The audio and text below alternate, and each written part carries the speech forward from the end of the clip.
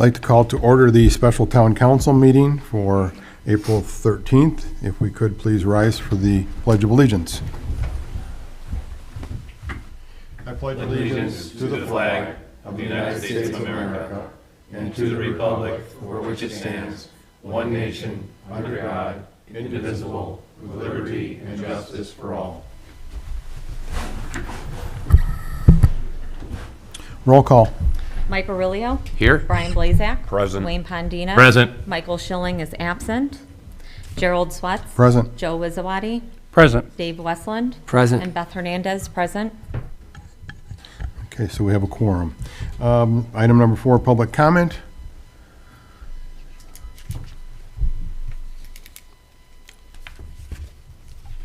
Bill Manis, hi, good evening. Bill Manisopoulos, 10011 Parish. I have one question, Jerry, and I know you said to address everything to you. I was going to address it to everyone. I had some residents ask me some questions, some ladies, and I asked them, told them I would ask you. What happened with Miss Berry? Was it you that let her go from her position as part-time recording secretary? I suppose it could be me. Yeah, Not sure, I'll take. suppose. We're just wondering if you were the one who let her go. Yes, we decided that we needed a full-time position there. She didn't want the full-time position, so we hired a full-time person, which made her position. So she was offered a full-time position? When she and applied for the declined it? job, we asked if she wanted full-time, and she said she did not. Okay, and then again, as the town manager, the town manager didn't do it, the town president did? Sure, For sure, so it's a yes? yes, Okay, thank you, Jerry. okay. Okay, item number 5 is the presentation by Mr. Carl Coker, which is the big reason we're here tonight, so. Oh boy, more paper. Thank you, Carl. More papers.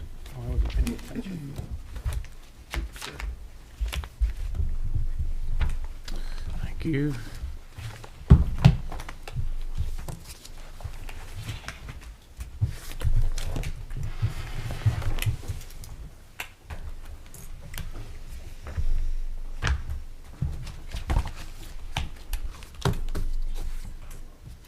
Well, thank you all for your time tonight. My name is Carl Coker.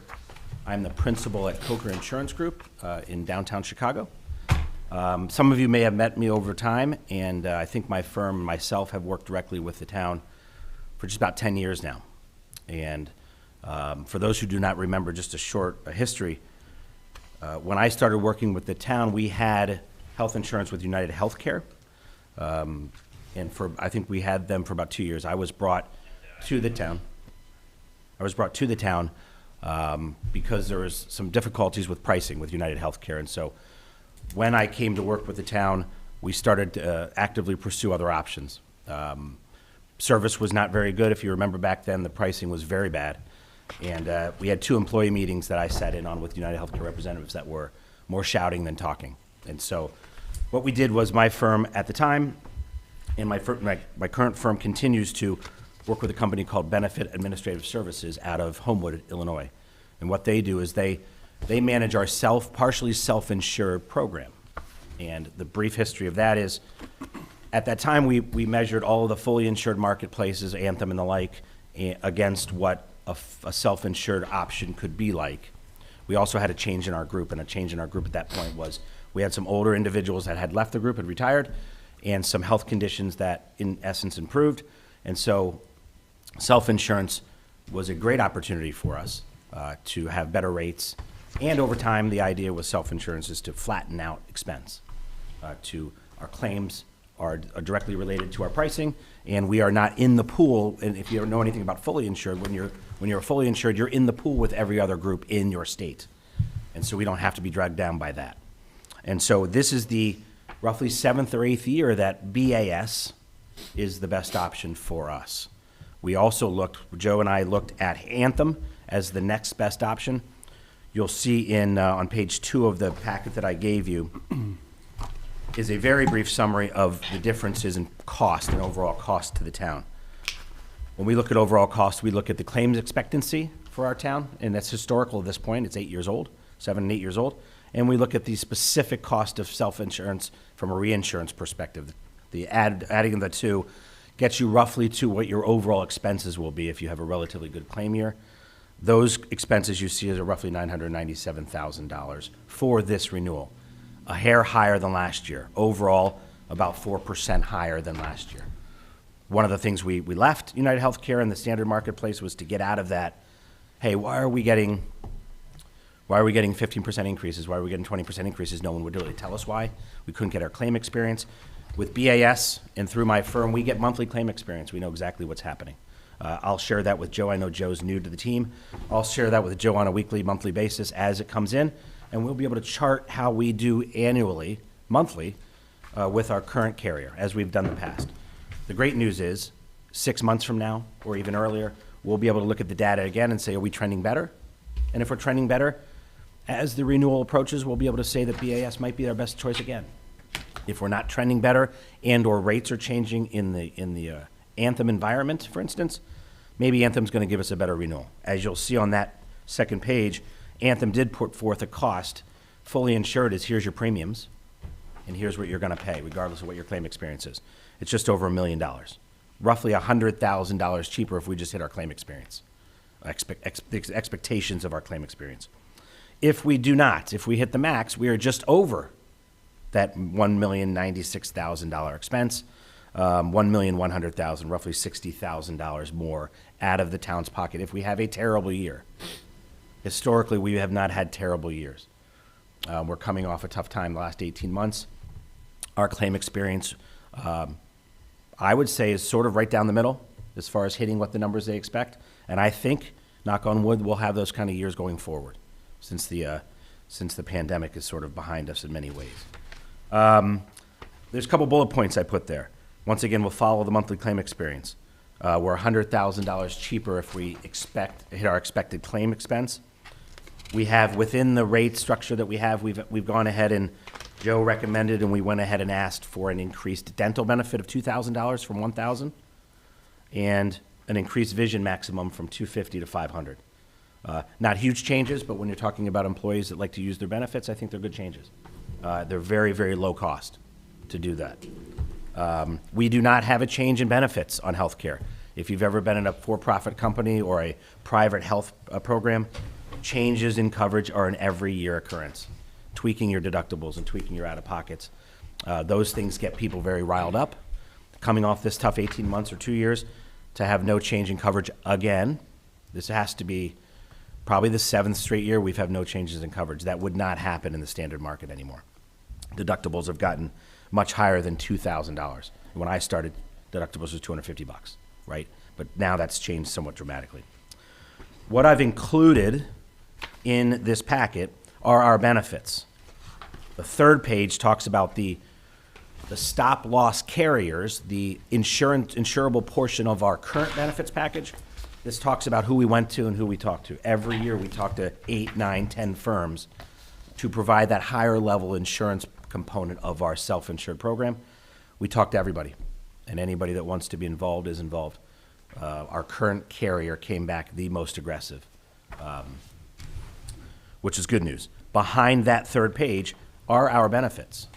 If you've never actually seen the packet or seen the benefits specifically, certainly I can email them to you as well if you don't like paper. This just goes through the summary plan description that everyone that has health care gets every year.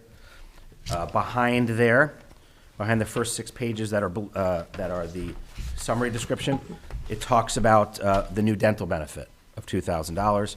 You know, I won't hit on every single topic, but as you flip through, you'll see BAS offers really good benefits from a claims perspective, from a assistance perspective to our employees. I can attest personally that when we had UHC, that line for questions after our meetings was 15 deep. They are not deep anymore. If I get a question or two next Tuesday when we have our meeting, we'll take their bills. We usually take them to BAS, and they're handled immediately. We control our plan. That's a great place to be for a township that has really flattened out our overall costs. The last thing I'll point out to you, and I'll answer any questions when I'm done, certainly.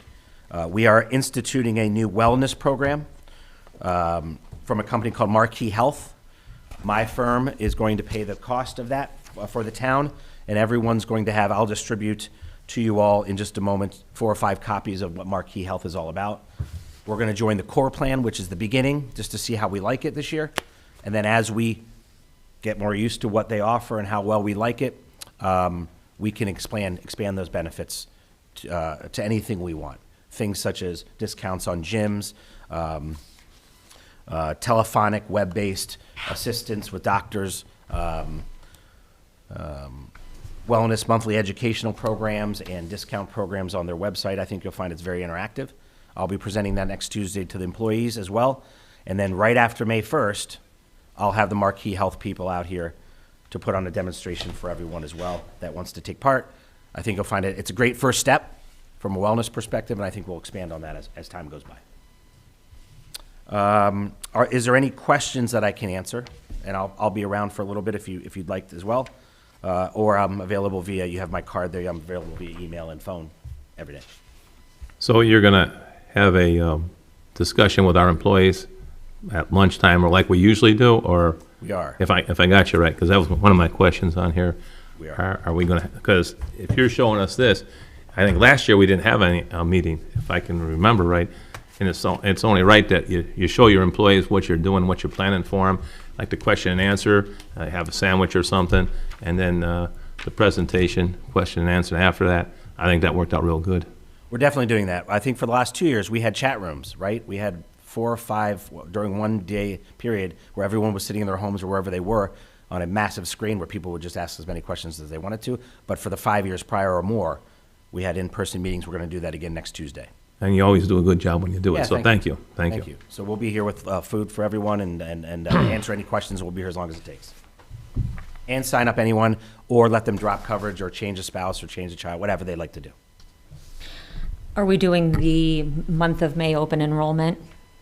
I think we're, We are, so technically open enrollment's in April for Okay. the month of May. May is the start of our renewal. Okay, And so I've already asked, and we've got an extension for a Okay. week.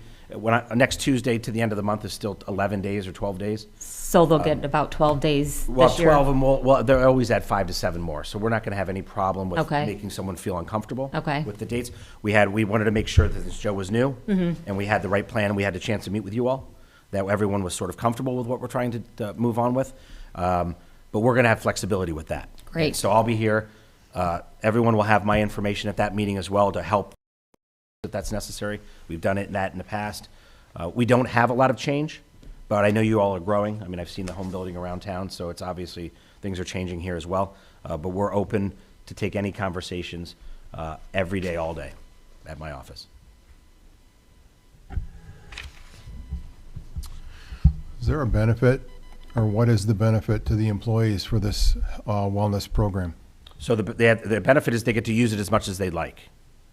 There is no maximum usage benefit. For instance, if you need a wellness consultation via the internet or on the phone, you can call as many times as you like. And so I know I shared with Joe, and I'll give to you all, I have some copies of what the benefit, what the company provides in the core option. And I can email it to everyone as well. Yeah, one of the nice things is that it does provide reduced cost for membership, for gyms, stuff like that. So for Okay. people that want to take advantage of that, the employees would, have that as a additional benefit with no cost to the town, so. And I'll email all this to Joe, as we've done, we did the last 2 years specifically during COVID. I'll email everything to Joe in the morning tomorrow, where he can just pass it ahead to all of you if you don't already have it, including the brochures I just handed out. You'll notice in the core plan for Marquee Health, there's 2 or 3 pages of specifics of what that offers our employees. Certainly, there are other plans they offer as well that are more broad. Once again, I think that the best way to handle it for the first year is to get everyone comfortable with using the program, get them to use and interact with the website, get them to log in. And, a lot of times when you put out these wellness programs, 10% of the people actually start a login, right, or have a login or even use it at all. I think our goal is going to be constantly pushing education for the first quarter after 5/1 to get people to at least establish themselves with the program. And then we'll have Marquee Health out here when desired to talk more about what we can provide, what they can provide.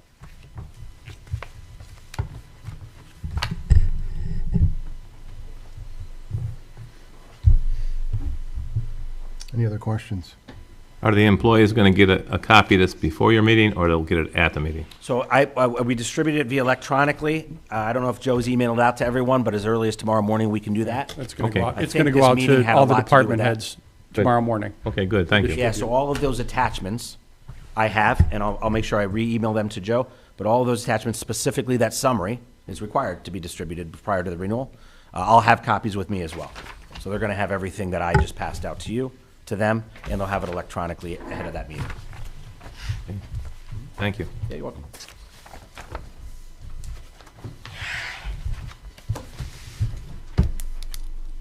Any other questions? I do not. I don't. Please don't hesitate to call me, though, if you have any questions. I'd be happy to answer and walk you through anything.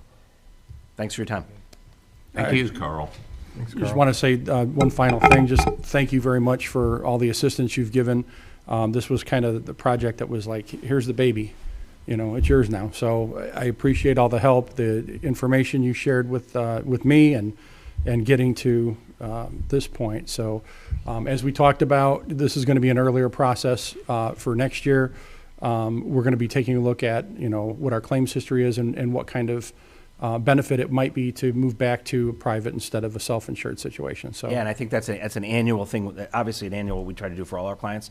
But yes, we're going to be way ahead of that. Yeah. 6 months in, we're going to start looking at how we're trending and what's going on with the claims experience. but thank you for all your help. Yeah, thanks, Joe. Yeah. What's the employer rate on that? I know Joe has those. I didn't bring the rates, the actual rates Oh, per, okay, per thank level, but they're certainly going to be distributed, and I know Joe has them. Yeah, we literally were just getting the final numbers on this thing, so we should have all that ironed out probably within the next day or by Monday for sure. And then the meeting for the employees is next week? Yeah, Tuesday. it'll be ready for Tuesday. Okay, good. You know, maybe one quick question. You know, the increase is 4%, which sounds, you know, very reasonable to me. What is the overall, you know, typical increase for insurance for a town like our own this year? Do you have an idea? So we look at increases for group sizes. Yes. More so than types of groups in many ways. For group sizes like ours, high single digits, low double digits for pretty much everybody. And the smaller you get, the bigger that increase has gotten.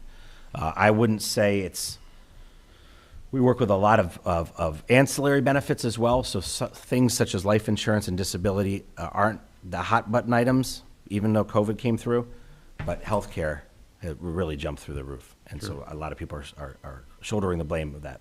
But our group went through that, it appears, relatively well, if not on the edge of very well. So that's nice. Great, thank you. Yeah, you're welcome. Okay, since there are no other questions, do I have a motion?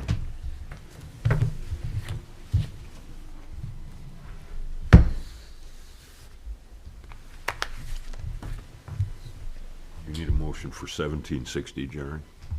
I need a motion to approve the employee insurance benefit program that was just Okay. the renewal present and authorize the town council president to sign. it. So moved. Thank you, Brian. I'll take a second. Thank you, Mike. Questions, comments? All in favor signify by saying aye. Aye. Aye. Opposed, say nay. That is approved 4-0. Item number 6, old business resignation announcement. Joe? Thank you, Mr. President. So we received a resignation from Tyler, our park superintendent. That resignation was effective for April 29th. He announced the resignation at the Parks Board meeting on Monday, and he actually did let me know prior to all of that. So, Tyler's going to be a very hard individual to replace. He was dedicated to the job and was very professional at what he had been working on. Very professional working with me.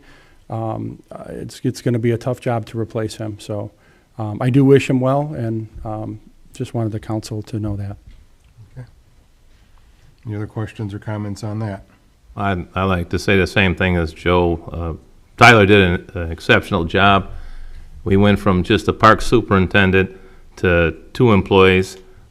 He did a phenomenal job. We re-roofed a couple buildings. We painted Civic Park. Basketball court was, 3 basketball courts were changed, tennis court. He did it all, and you're right, it's gonna be hard to replace. I thought it was April Fool's joke when I seen that, and that's not April Fool's. And to watch him out in the parks with the kids and the different things that I attended, he's like a dad with kids, and he doesn't have kids, and he smiled. Everybody comes up to him and says, "Hey, thank you. We'll see you at the fishing derby." And he had told me, he says he's coming to the fishing derby when we have it. It's a big loss, and if we were a business, we'd have to write that off as a loss in our taxes, because his departure means a lot to me. I think it's kind of sad, but again, life goes on. But he did a great job for us. Yeah, I think he did a good job transitioning us from a one-man department to an actual department that actually accomplished quite a bit and had a lot of things going in town. So Right, if you've seen the filing cabinets that he had to go through, that was just all thrown in their paperwork, the next person can just get in the vehicle and drive it without having to clean it out. So, again, Tyler, you done a great job. Okay. Yeah, I'd like to, do you mind if I add a little to that as well? I had the privilege to work with Tyler as well for the last several months. He is definitely a professional. He is going to be, it's a loss for St. John. He was a valuable member of the whole town, of our whole town family, St. John family. I do wish him the best of luck. He is transitioning to Chesterton, I believe. Our loss, their gain. I do wish him the best of luck. Okay. All right, item number 7, new business. Consider ordinance 1760. Joe? Thank you. So the council had a copy of the ordinance distributed, and there's some changes on here that were recommended by the clerk treasurer with respect to some of the specifics. But as it applies to vacation benefit time and rollover of that vacation, and how that vacation is constituted for hires that are coming on board. So effectively, if you go to the page 3 of the ordinance, I can kind of go through these just real quick with you. You were sent the original one that showed the changes, but effectively what we did was we added a chart to show down below the actual amount of proration, depending on what month of the year you're hired as a new full-time exempt employee or department head, if you will. So those are stated throughout on that. The other changes that were, the whole reason why we're taking a look at changing this was because of the situation with rolling over vacation time and how much was allowed to be rolled over. So if you look at letter on page 4, 16-117F, and if it's with respect to, there was an amendment that was changed in the original policy that was approved. So it was originally stated for all, exempt employees. It was then changed to for department heads. But what had happened was we had one person that was impacted by that. So the recommendation, and this went through legal, is basically that we wanted to make that back to the FSLA exempt employees. So that would cover all the department heads and 2 other non-department heads, but are deputies of various departments. So that would cover them as well. They would be allowed to carry over the 5 days with approval. So that's basically staying pretty much the same as to what we were doing. So deputy department head, the deputies are going to be able to be a part of this too? Right. So a deputy, by definition, is an exempt FLSA employee. So this would be the deputy clerk treasurer as well as the fire chief deputy. So those 2 employees would be impacted by the change that was previously done. This is just correcting that and making sure that they're included. She's not the chief, she's the clerk. Right, but she has a deputy. Yes, I know that. And then the department heads, they don't get sick time, right? No, they get sick time, they don't get comp time, I'm sorry. That's correct. So, if you look on page 3, 20-plus years, you get 30 days, which is 6 weeks vacation. And we're going to add to that? I'm sorry, on page 3, On page 3, up the top graph that you have up there, Joe. okay, that's for non-exempt employees. All right, okay, but That would not be exempt employees. I think it's too much time to give the people, but, I mean, that hasn't changed. That's the same as it's been. and it seems like this came up all awful sudden, I mean, Well, this came up, and I'm not going to go into the details of why it came up, but it was a personnel Right. issue. It's hopefully been resolved, and okay. yeah, I mean, that's the reason why it actually did come up.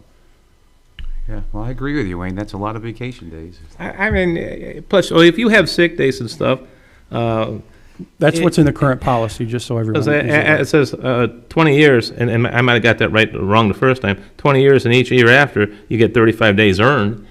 That's a lot. Plus, if you have sick days, nobody wants to use sick days, but you can use them too.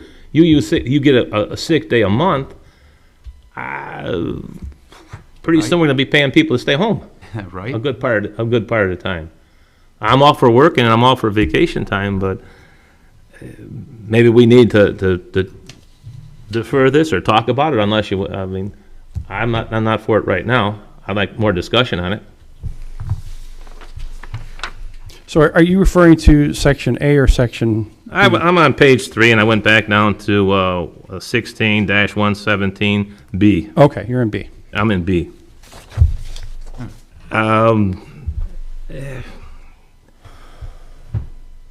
It's hard to get, people to come to work, but I mean, that's a lot of time to be off.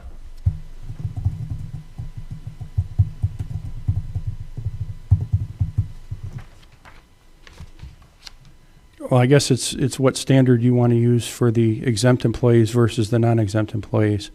The non-exempt employees that have 20 years have 30 days off.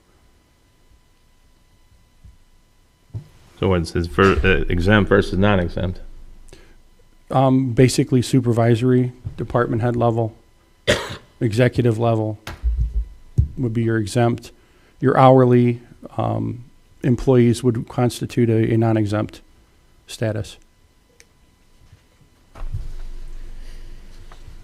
You want to visit, reducing some vacation time from 30 days for 20 for people 20 years in, or looking at and doing an analysis. I'm all for that if you'd like to, because that does strike me as a lot of vacation days. I don't have a problem with maybe doing a little more in-depth study with that, and let's see let's see if there's a better way. Maybe do a little more database. Maybe a little discussion, but this, I know when I got this agenda, it was late, and then it changed again, so I don't want to rush, but I think, out of respect for what Joe's done and that, maybe we need to put this off on the side, get a little if we meet with Joe one-on-one and get that information out, I might see it a little differently. Yeah, I mean, if the biggest hangup is the number of years versus exempt versus non-exempt, then I would recommend at least putting in the same standard that would apply to the exempt,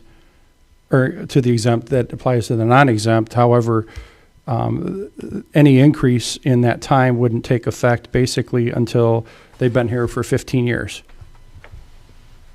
at this point. So if you wanted to keep the status quo, that's how the status quo would remain. Basically your department head's not going to gain any additional vacation time until they've worked here for 15 years.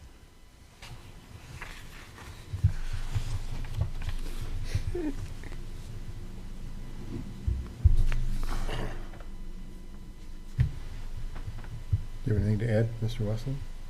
So, I just pulled up the current codified ordinance.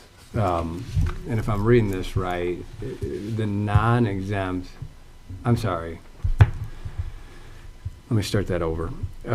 It says the amount of vacation benefit for full-time exempt department head personnel, which includes, and this is the 117B, is 4 weeks. So That is it. 16 days. 16 days and No, it would be 20 days. It's actually, it's Yeah, 20 days. 20 days. Times 4. sorry. So the ordinance as it's proposed is after 10 years, there's an additional five days. After 15 years, there's an additional 5 days. And after 20 years, there's an additional 5 days, which follows the same as the non-exempt in terms of the increment. Did I read that right? Yeah, I think the main difference is exempt employees or department heads, not even including the deputies, but just department heads, start out at 1 month at time of hire, generally speaking. Your non-exempt employees have to work the first year, no vacation, and in that first year, they accrue 2 weeks to then be used in the following year. So department heads see that initial, I guess, benefit of coming right out with, 4 weeks vacation.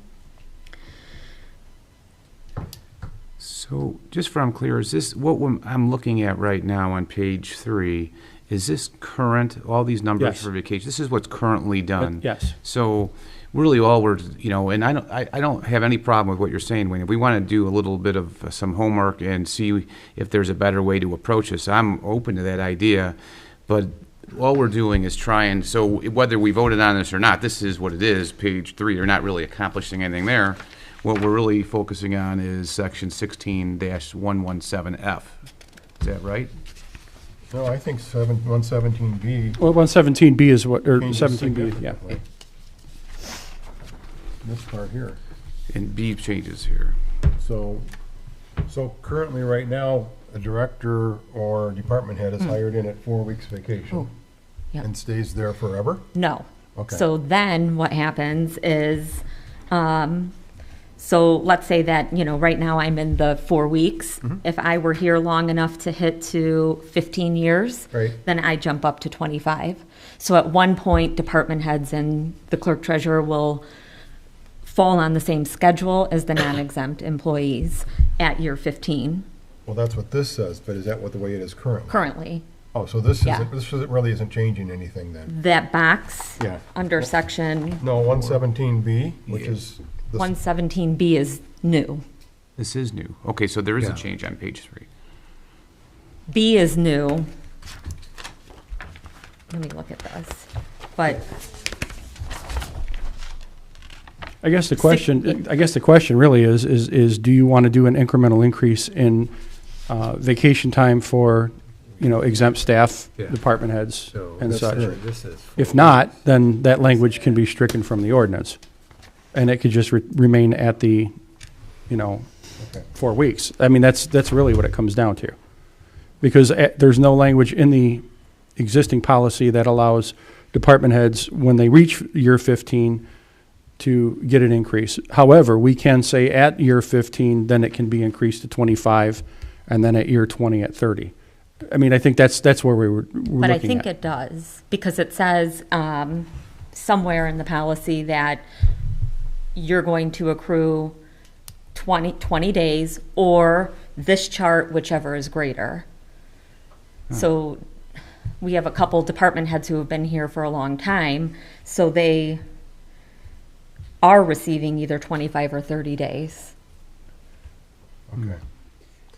You're right, it goes on, so section B currently says, the amount of vacation benefit from a full-time exempt department heads that list those people out shall be 4 weeks. Or the amount of the non-exempt employees earned vacation time according to the schedule above, whichever is greater. So Okay. they would fall back to the chart above Right. currently. What this does is, in those third and fourth bullet points, obviously, well, in quite frankly, all the bullet points are different, right? Like, it's a Right. different, Yes. Okay. Yeah, so if we want to look at this some more, kick it around some more, if we want to look at it in depth, Wayne, we can defer this. So we can schedule do a chart on that, Right. which specifies the same as pretty much as above until you get to year 15, and then show that increase. And I think that would be pretty much what the the policy states anyway. Correct. Well, we can talk about it. I mean, if you want to talk with it one day, I'll come in your office. Yeah. I think everybody does a good job, but it seems like we're really putting in some vacation time. And I'd like to talk to you in your office and see how we can maybe work this out. Maybe it'll come out the same way.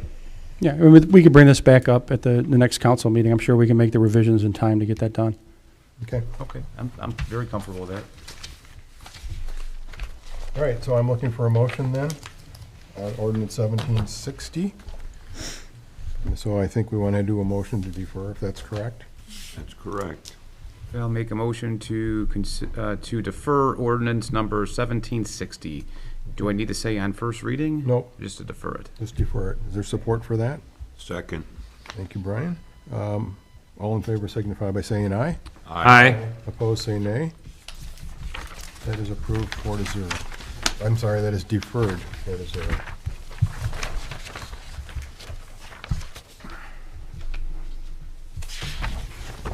Okay, ordinance 1761, which is amending ordinance 1696. Joe?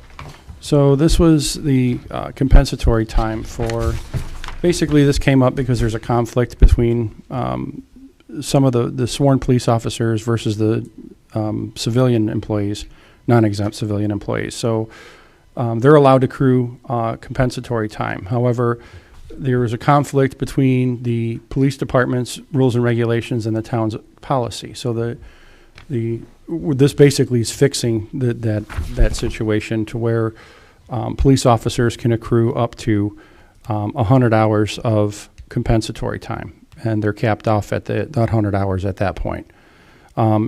Regular employees of the town would be capped off at the 40, so that's really not changing. And then no exempt employees are permitted to carry compensatory time. So that's not changed either.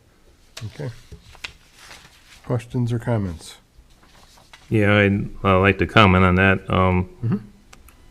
I know I can talk from Public Works. I would do away with all the comp time. I think that just causes problems. It'll make employees come to work.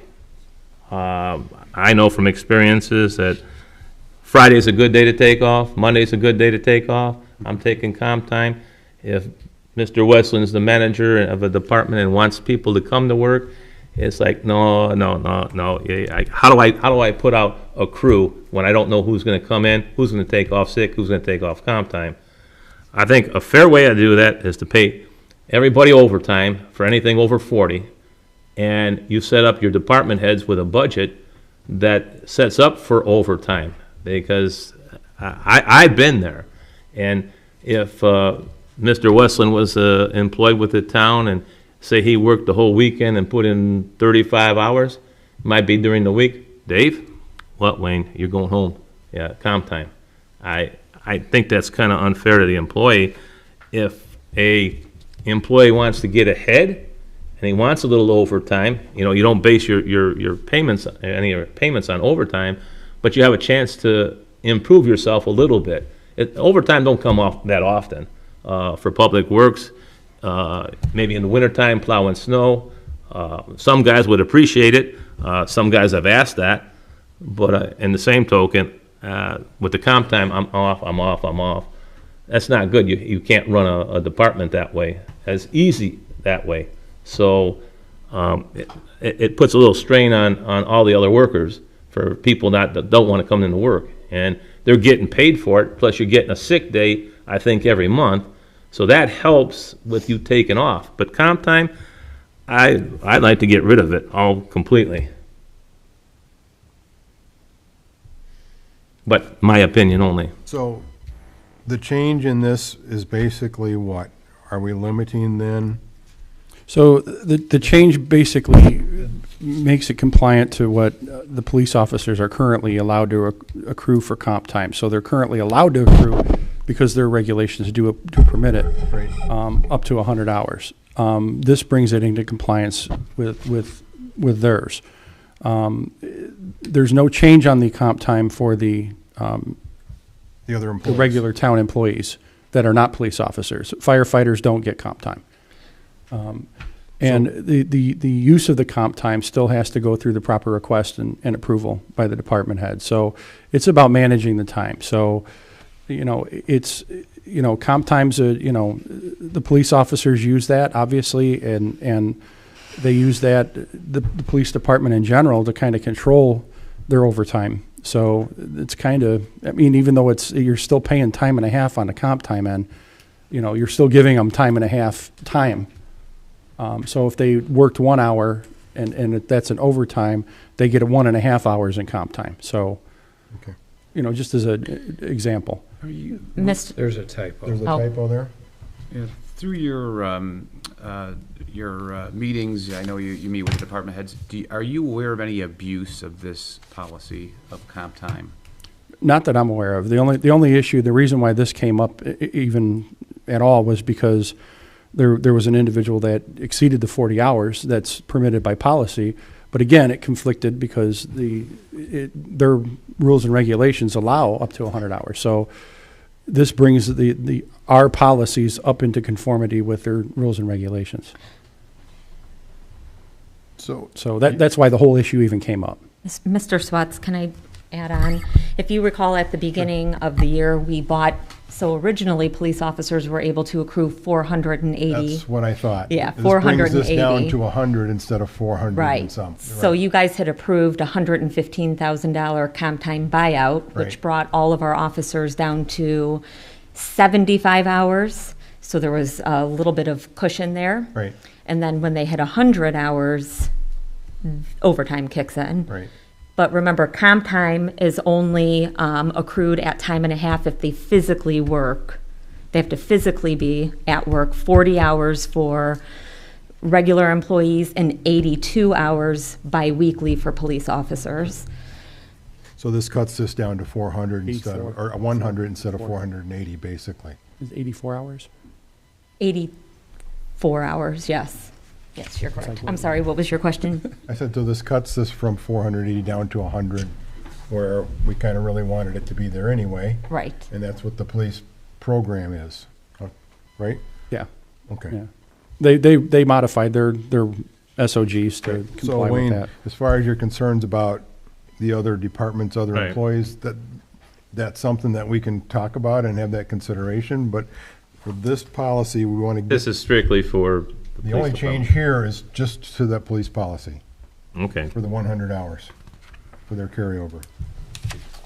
Okay, thank you for that explanation. Okay.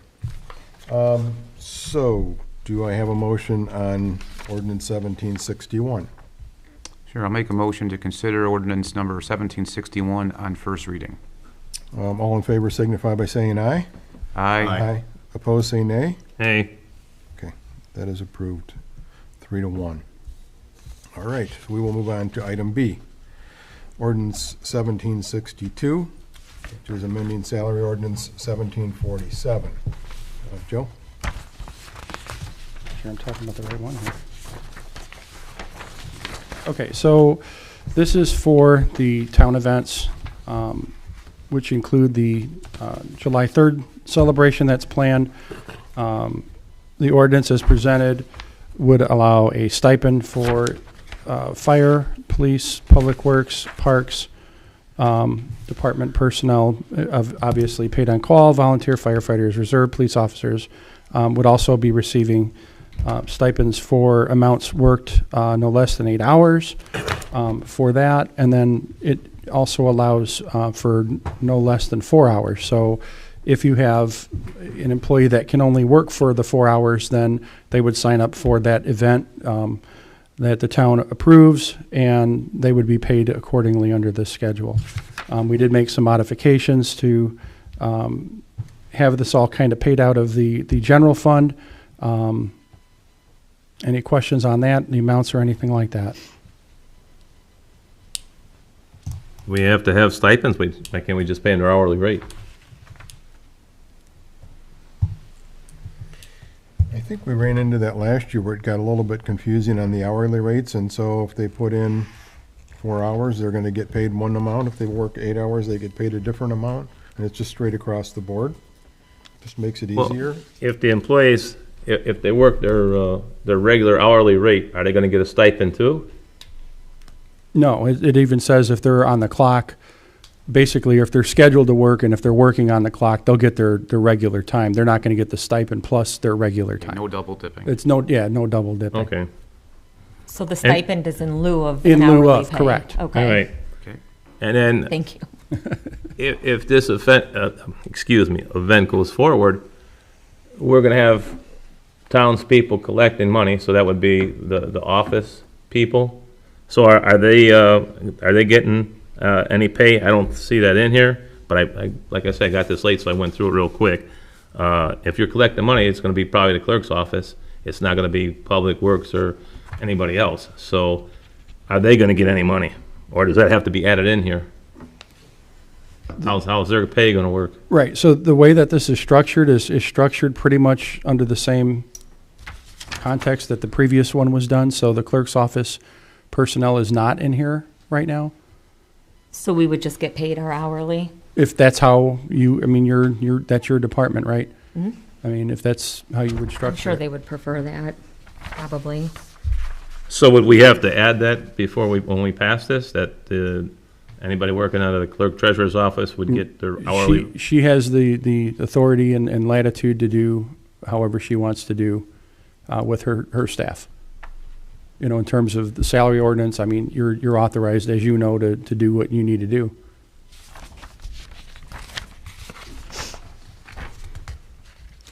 So, I guess my question would be for Beth. Okay.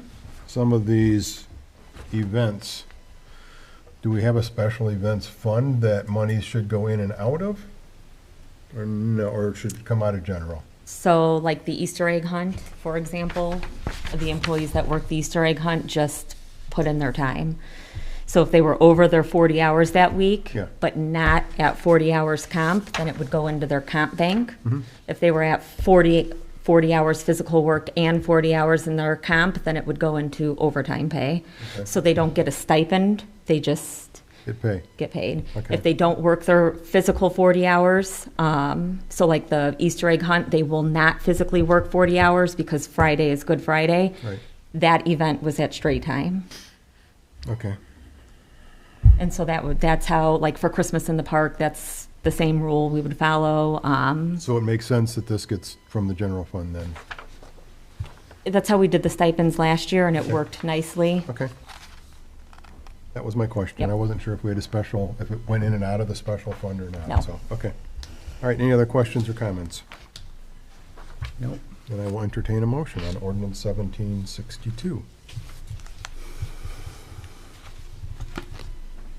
I'd like to make a motion on ordinance 1762 on first reading. Is there support for that?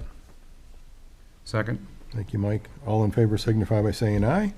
Aye. Opposed, say nay. That is approved 4-0. And since, now, was that considered unanimous, even though we only have 4? Yes. Okay, so do we want to then adopt it, Good shot. or do we want to leave it?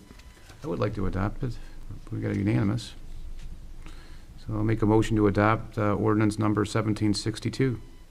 There's support for that? Second. Thank you, Brian. All in favor signify by saying aye. Aye. Opposed, say nay. That is adopted by a vote of 4-0. Item C, consider ordinance 1763, which is amending the salary ordinance. Joe? So the town council approved the stipend for the interim town manager at a previous meeting. This is ratifying that in terms of the amendment to the salary ordinance. So that can get paid. Okay. So this is for the interim time when we didn't have a town manager for the 4 weeks? Correct. Okay.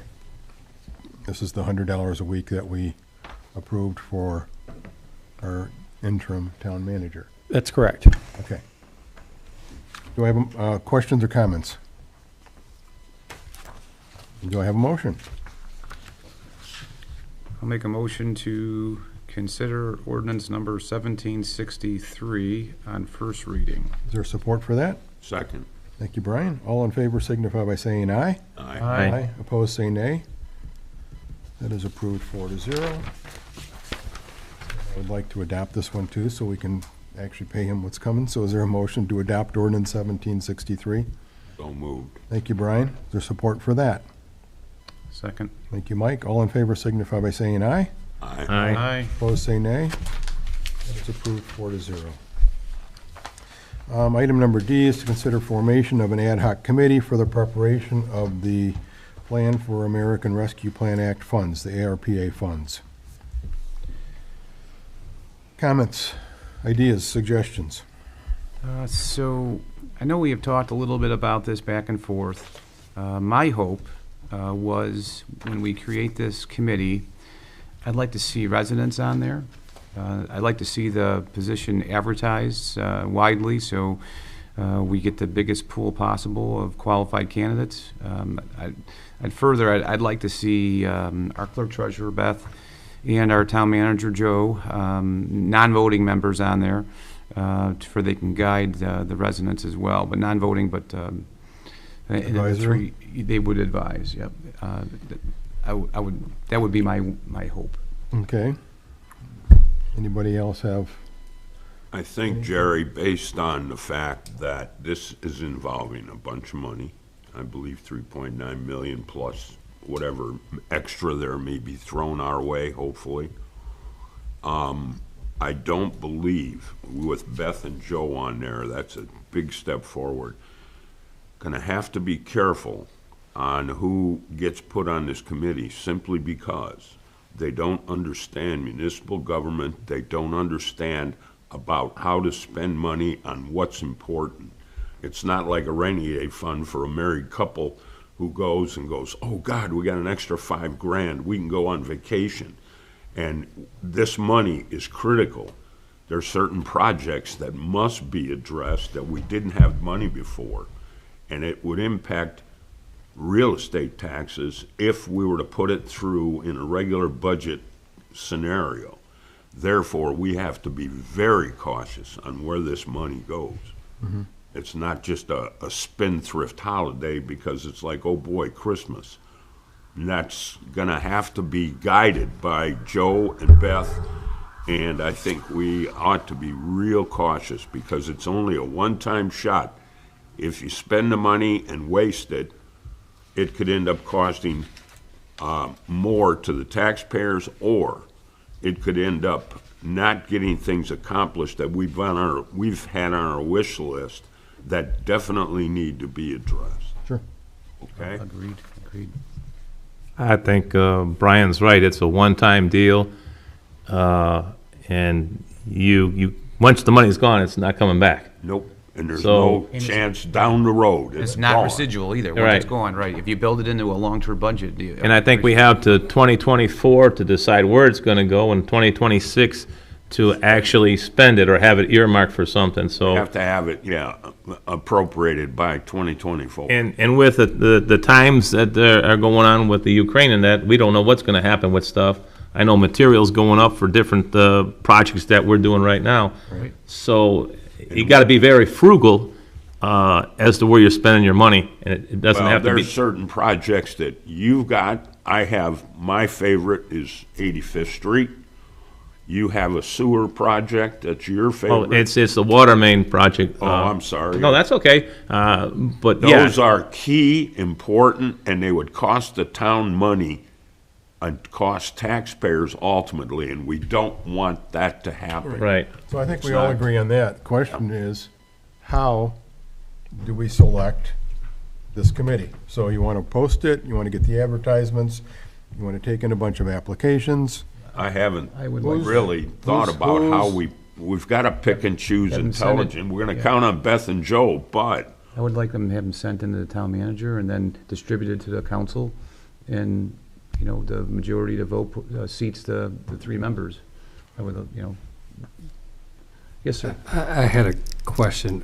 Who or what authority are you, I mean, I understand the concern, right? Like, I completely get it, and I think it's a justified concern, but you're not gonna, me go back to my original question. What authority are you going to give this committee, right? Like, whatever, it's going to be to recommend. Recommend, correct. Then you guys, as a group, are going to decide whether or not to follow that recommendation. So I understand the concern, and I think it's a good idea to have the clerk treasurer involved, obviously, because that's her job with the money, and I think it's a good idea to have the town manager involved.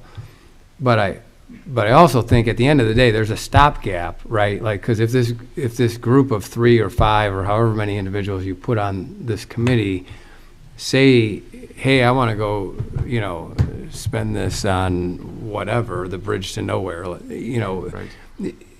you guys are the fiscal body, right? And at the end of, first off, I can't imagine Beth and Joe saying, yeah, that's a good idea. Okay, just for the record, they're not going to say that. But you guys are going to vote on it anyway. So I understand the concern, but at the end of the day, I understand that, like, any money that's spent has got to be approved here. So No, I still that's think- a given. Yeah. I didn't include it in my conversation, but that's an absolute fact that I didn't even. Yeah, so my need goal to would be to mention. form the ad hoc committee and then have the department heads come in and present the plans, the ideas that they've got on where they would like that money to be spent. And then I would like to take public comment from the public so that they can have some input in this as well before the committee actually makes their recommendations to the council. They may have some ideas that we might not have thought of I too agree with that. seriously. That would be part of their. Well, yeah, that's- something to consider, the town board needs to consider is we've got some time constraints on some of this money, which, with 2024, we've got to have a plan put together. Basically, the plan, it can be very basic. It doesn't have to be detailed, but the plan has to be presented. There has to be a public hearing with respect to the appropriations. That is, I think, when you get your public input. And I think if, we have a plan that's put together, in detail for the council, in general for the plan itself that is adopted, so that way it's more flexible in terms of, how the town has to spend the money. I think that might be a better approach. So maybe we have the staff take a look at doing this internally. Beth and I can work together on putting what we already did, just so you know. We already went through the department heads and said, give me your plans. So Parks got something, clerk's office everyone got their idea in there. So we're up to about maybe 8-9 million already. So that's how much we have in the hopper. Sure. We're trying to figure out how to spend the 3.9. So put the plan together, let the council take a look at, here's the plan from all the departments. And then, okay, well, let's go back and tighten this up. Let's look at what these are our priorities and prioritize which projects are priority of the council. Then kind of have that public hearing and that public input at that point. But without having the priorities identified by the council, I think it's kind of, we're floating and giving this ad hoc committee, I think, a little bit too much credence. I think that's the council's responsibility to kind of decide what's a priority to the council. Maybe Wayne wants to do, 1.5 miles of water main. Maybe you think that, we need to invest in our parks. Maybe it's, whatever the priorities. And I think then we just kind of go and have a study session among the council and we say, this is what this is what we can do. So I like that idea. So would it be sensible, or would it be okay with the process? I like everything I said. That made perfect sense. Is it sensible then to create this ad hoc committee and get that ball rolling and then follow that process? And then when time is appropriate, we don't have to do with our hair on fire. So we can go through this process of assembling this ad hoc committee and then go at that process sounds very sensible. And then we have that ready. Well, is it necessary to have a citizen ad hoc committee, or is it more just basically work with the clerk treasurer and the staff and put together a written plan and present that plan and then identify the objectives?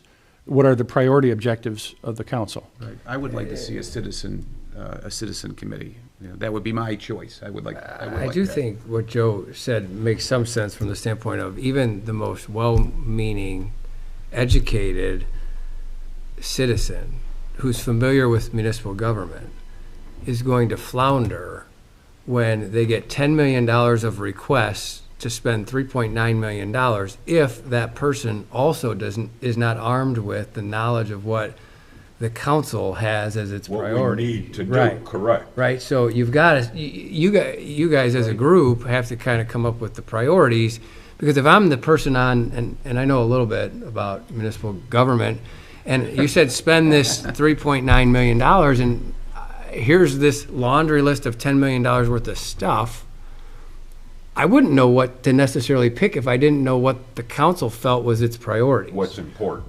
Right. So I think Joe makes a valid point that in conjunction with or before the committee is appointed, there needs to be some time spent on what are the priorities from the council's perspective. Well, I think even, let's put it this way, put together a bigger wish list than reaches 3.9 million or $4 million. I don't think you'll have any problem doing that. Oh, it's- No, I totally agree. I've already seen one department put in 3.6 million, so. Well, he already said, we have about $10 million. No, I agree, but I'm there, saying, too. let's cut that down to a manageable number, and then with the committee, look at it and explain to them, or let the department heads explain to them what you need this money for, and what benefit is it to the town, and where does it appear on our priority? This is important. I've got a project, Wayne's got a project, I'm sure there's other groups running around with priorities. Let's look at it and see what it adds up to. There may be extra money to then continue, but we ought to give them options and let them say, well, this looks good, this. So when we have our public hearing, it's like, okay, here's what it looks like. Don't move outside these parameters, because this is what we need. People don't understand it's important. So I don't understand what the committee's gonna do. We're gonna do all the work and then hand it off to them so they can look at it and hand it back to us. Can I ask though, if I'm hearing this, couldn't the departments had already kind of put a $10 million list Oh, together? yeah. You guys take a look and you decide what your priorities are in your direction. Agreed. Then you hold a study session of sorts where you invite the public, and anybody in the public can come attend the study session, give feedback, there's a few different options, and from there you refine your list That could before work. you have a formal That's public fine. hearing, Yeah. Sounds which good. is sort of, No, I just wanted to give them, what here's the Mr. Aurelio was- parameters to work in. This is all you can Right. choose from. Right. These are the things that mean the most to the town, today's prices, and timelines. We need this stuff done. Right, we want to give plenty, as you're saying, Right. plenty of input from residents. right. All that they want. And that would allow department heads ample time to put together like quotes of some sort, because you can't just arbitrarily make up a number of what your project's going to cost. Oh, no, And we're- and No to doubt, they your, better not be, So- so. to your point, a lot of them are just kind of pie in the sky numbers Correct. too. Yeah. There's a couple So of them maybe that we have. 15. Wayne's got solid numbers for one of his projects. I got solid numbers for one of mine. Right. We already know what it's gonna cost, Yeah, and it's necessary. There are actually, I think, 2 projects that may need to be funded out of that. So that's something that we're going to need to consider time-wise too, so. And some of this has got to be done by the end of this calendar year, doesn't it? Is that one of the time? By 2024. Yeah, we have. The plan Okay, has we to have be a year in it. adopted. We have more than a year then. The plan has to be adopted. The funds have to be expended by the Plan's 2026. got to be adopted by the end of this calendar year. 2024. 2024. Yeah, okay. I mean, there's really not a huge time rush, but we've got a lot of stuff that needs to get taken care of. It needs to be planned. And That's right. Yeah, and it needs to be done well. There's another issue, and that is, in the project I'm involved in, the Sherville and the county are involved, and they're using the same money we are, the ARPA money. They're gonna use that to help do the project we want. Therefore, they've gotta commit their money. We therefore gotta say, either do it or go away. That's it in a nutshell. And I'm not giving up 300 or 400 grand We want their coming money from to stay. another community to go, oh, no, we won't do that this year. We don't want to do that. No, God, no. Not when we're getting 300 or 400 grand from somewhere else, which normally would be on the taxpayer's shoulder. No, that's off the table. Okay, I respect that. I agree with that. So what's the decision? this is best to put off for another day. Is that what we're talking? That's kind of what I think we've arrived at. Well, just so the Well, I council. think best idea, or link it with mine, let's put the list of priorities together from department heads, and then, when we're ready, we can present the plan to the public hearing and get reaction to it. So what I just kind of want to get some direction from the council. We can put the information and the numbers, the requests from the departments together so you guys can all take a look at that. So we can at least have some eyes on what their requests are. And then. One word of caution. If these numbers are coming in, they have got to be close to being valid. We don't want to commit to a project and then turn around in a year and find out it's gonna cost us another $500,000 that we didn't plan on. Well, and that's- And the money's not there.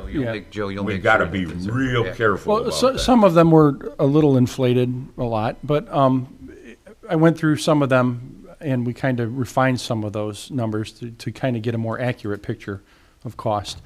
But with that said, to Beth's point, we want to make sure that the numbers are tight. So with respect to any specific capital projects, we need tighter numbers, not, just pie in the sky.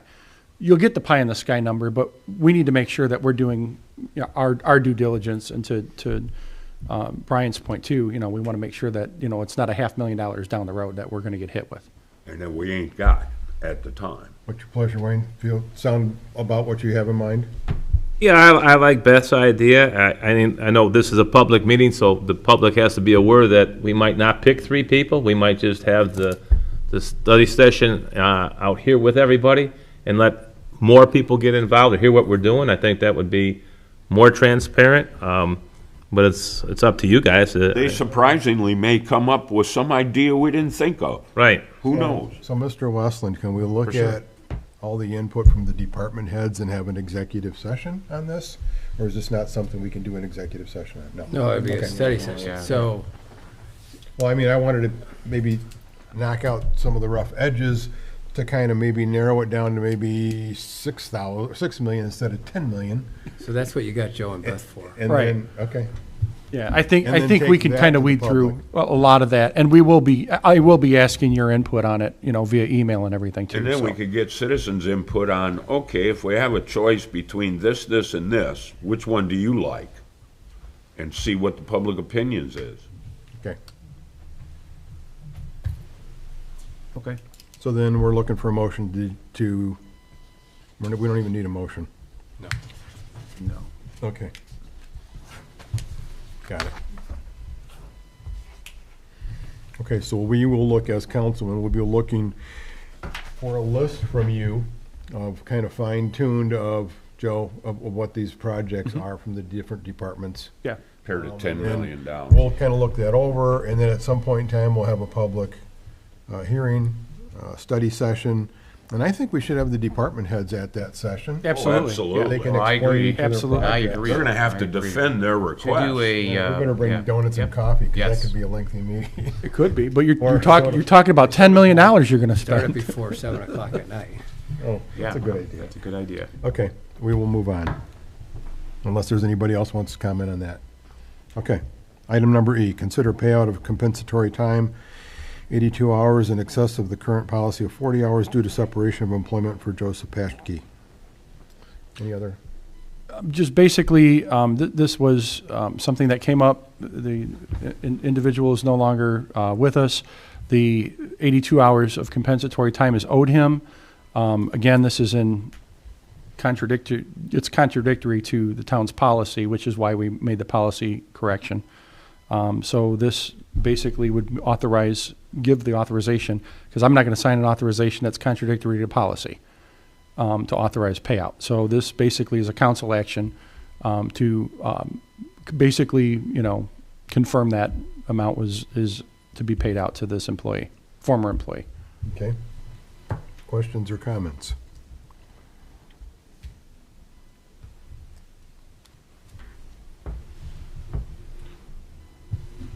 Nope. Okay, then do I have a motion to authorize the payout and to authorize the clerk treasurer to remit the payment to the individual and the amounts listed in the communication to be charged to the appropriate appropriation. So moved. Thank you. I'll second. Thank you, Wayne. All in favor signify by saying aye. Aye. Aye. Opposed, say nay. That is approved 4-0. Reports and correspondence. Wayne, anything? Yeah, This is a special meeting, so this isn't your normal monthly recap. We'll expect that in 2 weeks, but no, the microphone is yours. Why are you trying to short me up on my saying? And I say, give me a microphone, I can talk for the rest of the night. We can keep you here till 2 in the morning. Don't do it. Please don't do that. But no, the installation of the SCADA system's going good. Well, the Gates Tower should be online, and they're gonna monitor that. We're waiting for permits for wells 8 and 9 for item. Once that gets going, we can start drilling well 9 for the second time. And the bids went out for the water main projects that's coming up. I think they went out on March 28th, and we just had a meeting the other day. So at our next water works meeting, the bid should be opened up then, and we'll go from there. Okay. And then I got one other question. We've got an email. We got a special meeting on Monday. What's going on Monday? We need to, some of the stuff that we were not gonna get, we need to finalize and get some of these second meetings on, second approvals on. That we got like a 3-to-1 on the ordinances. Okay. That's actually, it's gonna be a very short agenda. It was based on the ordinances that are before us tonight. Okay. Mr. Blazak? I regret to announce the resignation of Joe Moore from the Stormwater Management Board. So therefore, I'm announcing anyone wishing to serve on the MS4 board should submit an application by Tuesday, April 26th, and board applications can be found on the town website. Okay, so he moved out of town. Yes, Crown Okay. Point. Okay, and by law, he's got to live in town. that's too bad. Anything else? Very bad. Mr. Aurelio? A couple quick things. The Economic Development Committee met today. They had a special meeting today to continue their efforts on the Freedom Fest on July 3rd. They're working on sponsorships. They're supposed to pick they're planning on having 2 bands. So they're in process of picking 2 bands for that event. Also from the Park Board, as we talked about earlier, I regret that Tyler, our superintendent, is resigning and moving to Chesterton. But we did have some good news. The Park Board passed the new Gates Park down there. It looks super. It's going to be great. Look forward to that completion. And then there's unfortunately there's going to be additional delays. It looks like on the skating park. That's all I have. Okay. Excuse me, Mike, what delays are they gonna have? You were there as well. So there is some disagreement with the vendor and the board about the design that is going to be implemented and cost. I think that was talked about after the meeting, and from what I understand, they're supposed to start next week. They're gonna send crews out to get that going, but now with the rain, I don't know. On the skate park? Yes. So I'm not aware of what happened after the meeting, of course, but at the meeting, Yeah, I was in touch with them today and yesterday.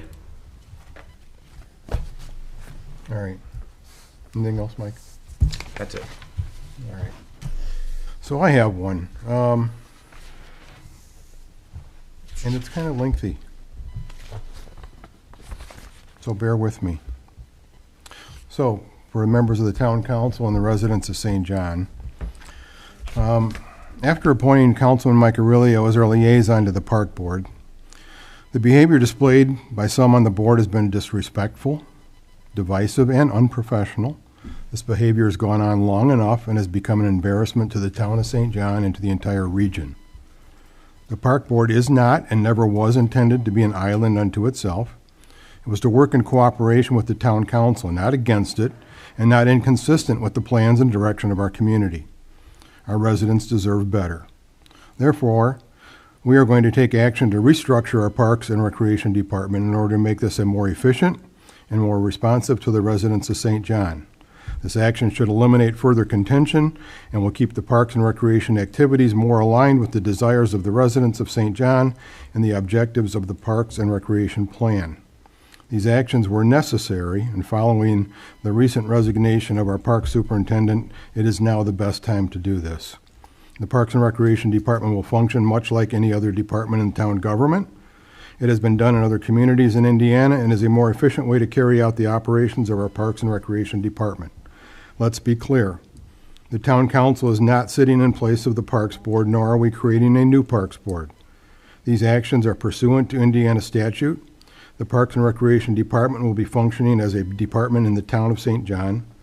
The council action will create a Parks and Recreation Advisory Committee composed of 5 residents from St. John who are dedicated and interested in parks and recreation.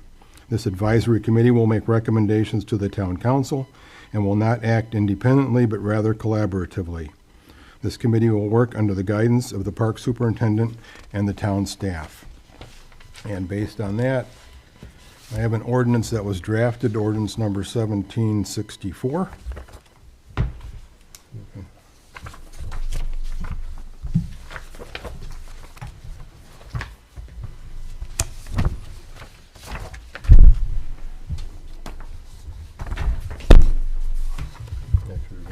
Joe wants to have a copy. That's for Joe. Joe, there you go. Mr. Weston, are you prepared to highlight this? I can. You would?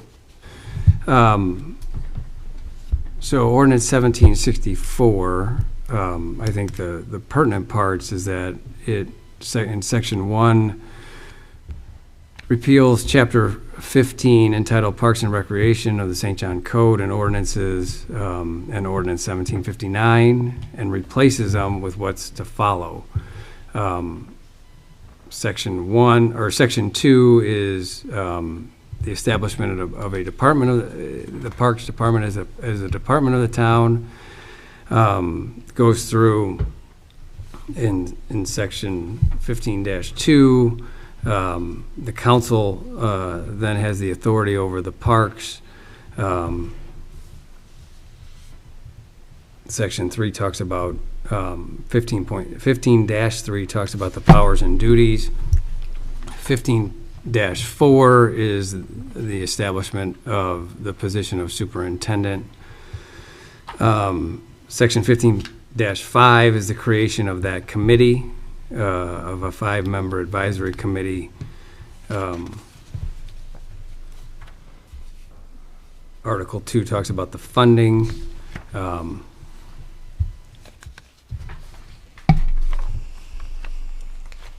There's a reserve section in Article 3, Division 1, which would be your park rules that I know were being worked on initially.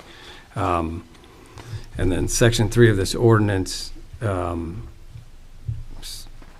states that anything, in conflict would be deemed null and void and of no legal effect. That's basically the sum and substance.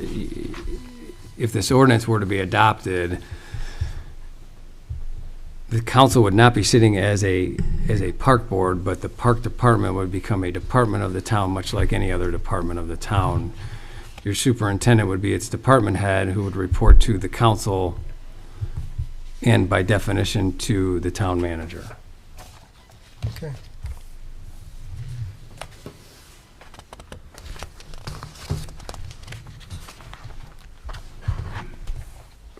Questions, comments? So it looks like this has been drawn up. It took a while to have been drawn up, so Dave didn't put this together overnight. So this was probably in the making before the last park board meeting.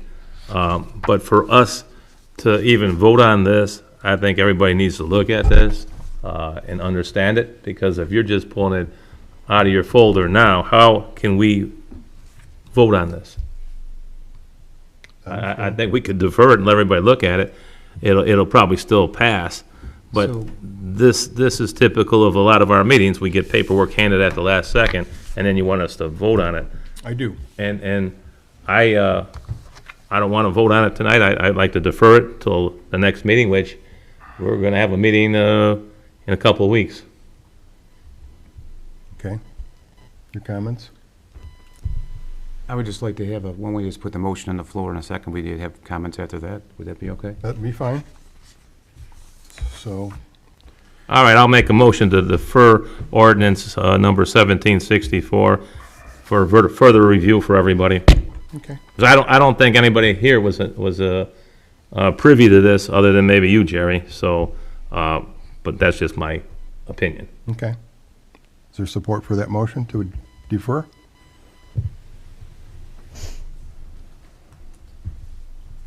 If not, that motion dies. Mr. Wheeler, you have a motion?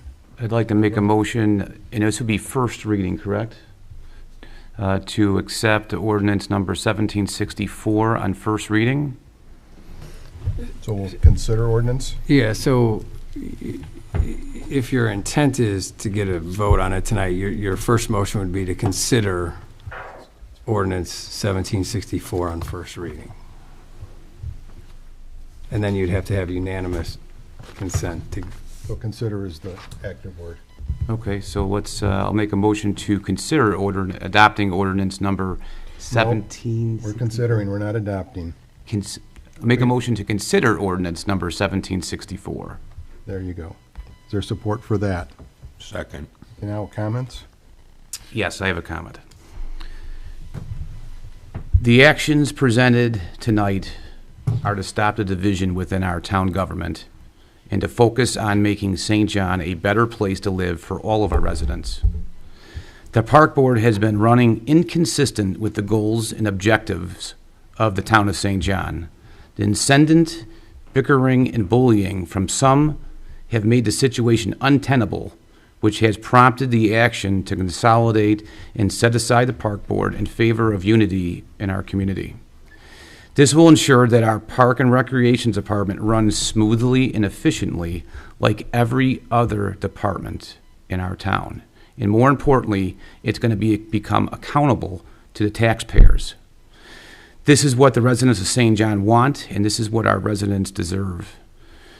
It is my sincere hope that our new park superintendent, when hired, will find this a much better working situation than our current superintendent has endured. That's my comment. I don't think our superintendent that's leaving endured anything. I think that he himself wrote a letter talking about having me stay on, and we could have done that real easily. Mike and I, you could have shared that with me, but that was not the case, which is fine. But he even said in there, professional courtesy, you guys could have at least told him what you were going to do. And when I got I got a phone call from Mr. Sweats, Wayne, would you like to be on the MS4 board? I said, yeah, that's great. I have no problem with it. He didn't tell me the second part, that he was going to take me off a liaison. Now, that's a job that I don't care what job I have for the town. I have a passion for this town. And then at the meeting, it's like, well, Wayne's got too much time, so we're going to put Mike Aurelio in charge of that. That was low and dirty. And that's when all this stuff come up, that you were forced upon the park board, and that's not how that should be. So that's why you get that, and they came before you guys, us as a town council, and asked, and it would have been simple. All you had to do is say, yeah, we're going to put Mike on there, we're going to share the responsibilities, no problem. I have no problem with it, but it's like you're being pushed on that park board, and they didn't like it, they pushed back, and now because they pushed back, it doesn't make them look bad, it makes you look bad. And that's my opinion.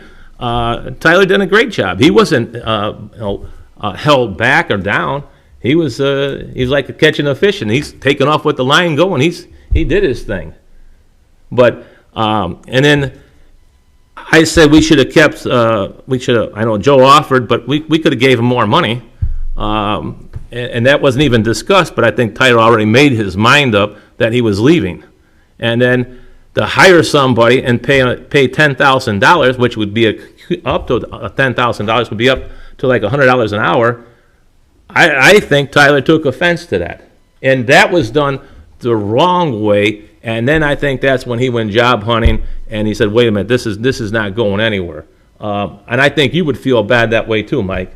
But again, I'm being respectful, I'm being honest, and I see that in my heart. Those guys that are on that board, they've done a great job, and it was until this last few weeks or last couple months that happened. And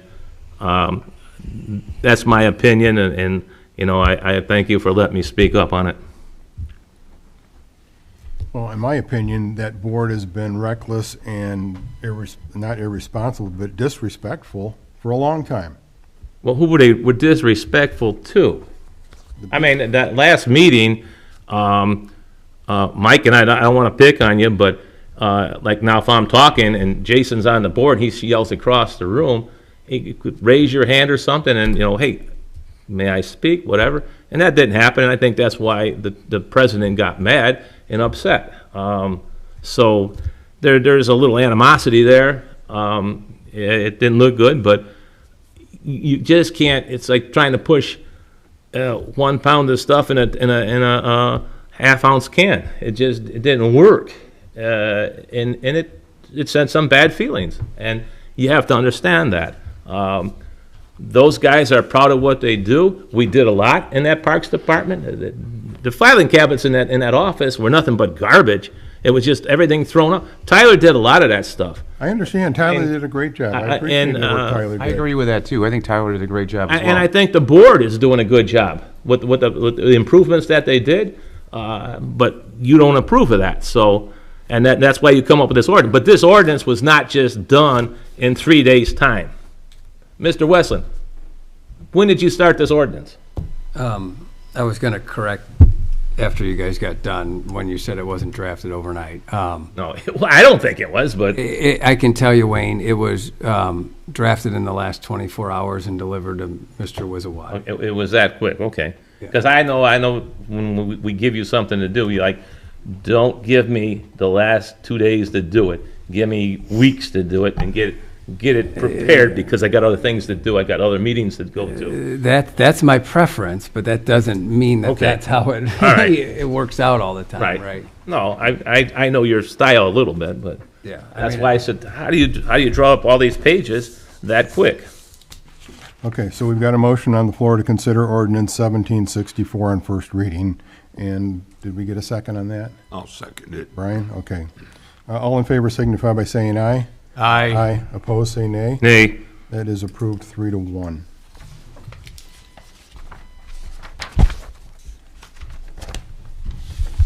So, just for purposes of the record, because it was not a unanimous vote, just like ordinance,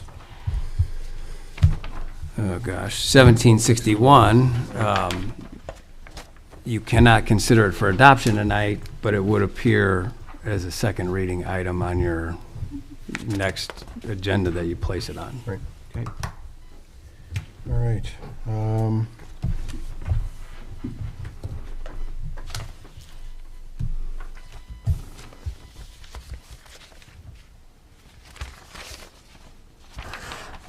The only other thing I had was in response to public comment, and I see Billy's still here, so you asked me about Jan Berry and when she was informed by me instead of the town manager. Actually, she was informed before the town manager was actually started. I had talked to her before that and told her that we were going to be replacing her with a full-time position that was going to be starting. Actually, I think it was the same day that Joe started.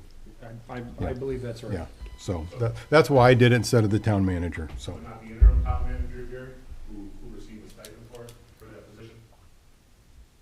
It was me. That's what I'm asking. It Okay. wasn't the interim town manager. It was me. You as council president that decided to let someone go. Yep. Okay, Beth. I just wanted to thank Joe for working with me on those ordinances you had on the agenda. I appreciate that we were able to work together on that. And also, Mike, I'd like to thank you for considering me to be a part of the ARPA board. That was a nice change from the previous problem. meeting My where I was pleasure. unincluded. And so I appreciate the problem. respect of the position and including me. Okay. Joe?